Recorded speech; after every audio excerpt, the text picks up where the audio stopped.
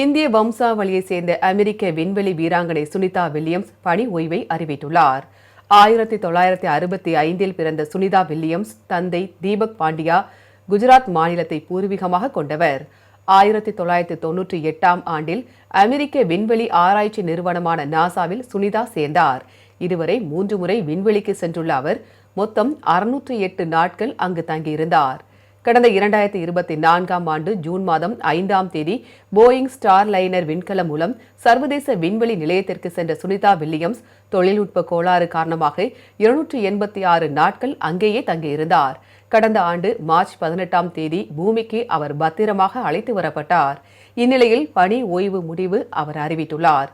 இதுகுறித்து நாசா வெளியிட்டுள்ள செய்தி குறிப்பில் 27 ஆண்டுகளாக பணியாற்றிய பின் விண்வெளி வீராங்கனை சுனிதா வில்லியம்ஸ் ஓய்வு பெற்றுள்ளதாக தெரிவிக்கப்பட்டுள்ளது.